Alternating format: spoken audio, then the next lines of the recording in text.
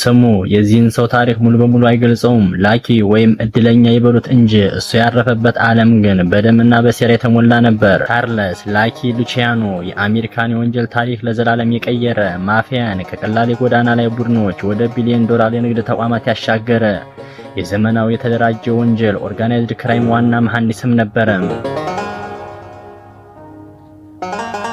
በ1897 በሲሲሊ ጣሊያን የተወለደው ሳልቫቶሬ ሉካኒያ በአሁኑ ቻርለስ ሉቺያኖ በልጅነቱ ነበረ ከቤተሰቦቹ ጋር ወደ ኒውዮርክ የመጣው። በኒውዮርክ ምስራቃዊ ክፍል በድህነት ቢያድግም ጎዳናዎችን ግን በፍጥነት ተቆጣጠራቸው። ላኪ ወይም እድለኛ የሚል ቅጽል ስም ያገኘው በ1929 በጠላቶቹ ታፍኖ በጩቤ ተወግቶና በከባድ ሁኔታ ተደብድቦ ለሞት ተጥሎ ከተረፈ በኋላ እንደሆነ ይነገራል። ይህም ተአምራዊ መትረፍ በወንጀለኞቹ ዓለም ትልቅና ከባድ ክብርን አሰጠው።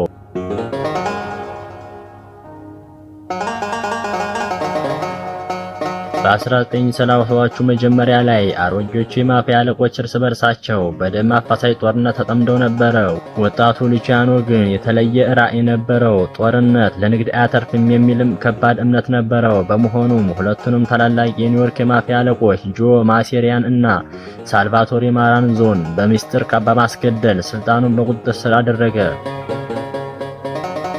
ነገር ግን ራሱን እንደቀደሙ መሪዎች የአለቆቹ አለቃ the boss of all boss አላደረገም። ይልቁንም the commission የተባለ አምስቱ የኒውዮርክ የማፊያ ቤተሰቦቹንና የሌሎች ከተማ መሪዎችን በእኩልነት የሚቀመጡበትን የጋራ ምክር ቤት መሰረተ። ማፊያን እንደ አንድ ትልቅ የኮርፖሬሽን ኩባንያ በቦርድ ሰብሳቢ መምራትም ጀመረ። የሉቺያኖ ዝናና ሀብትም የህግ ባለስልጣናትን ቀልብ መሳቡም አልቀረም። በ1936 ቶማስ ድው የተባለ ታዋቂ የአቃቢ ህግ አማካኝነት ሉቺያኖ በከባድ ወንጀል ተከሶ ከ30 እስከ 50 ዓመት እስራት ተፈረደበትም። ነገር ግን ታሪኩ በዚህም አላበቃም። በሁለተኛው የዓለም ጦርነት ወቅት የአሜሪካ ባህር ኃይል የኒውዮርክ ወደቦችን ከጀርመን ሰላዮች ለመጠበቅና ወደ ሲሲሊ ለማድረግ ለነበረው ወረራ የሉቺያኖ እርዳታ ጠየቀ። ሉቺያኖ በእስር ቤትም ሆኖ የነበረውን ተጽዕኖ በመጠቀም ለአሜሪካ ትልቅን ውለታ ዋለላት።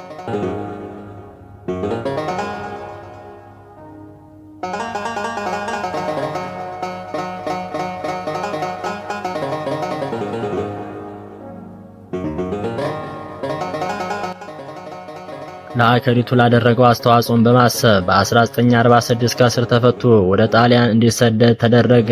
አሜሪካ ተመልሶ እንዳይገባ ቢታገድም ከሩቅ ሆኖ የአሜሪካን የወንጀል ዓለም መቆጣጠሩን ቀጠለ።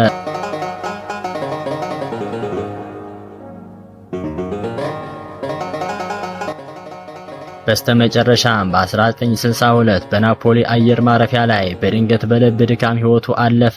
ሰውየው ቢሞትም እሱ የገነባው የተደራጀ የወንጀል መዋቅር ግን እስከ ዛሬ ድረስ የአሜሪካ ማፊያ መነሻ ሆኖ ይኖራል። በአሁኑ ሰዓት ያሉትን 5 የኒውዮርክ ማፊያ ቤተሰቦች ቦናኖ፣ ካምቦሎ፣ ጋምቢኖ፣ ጎኖቨስ እና ሉቸስ በመዋቅር ያደራጃቸው ራሱ አደገኛው ማፊያ ላኪ ነበረ።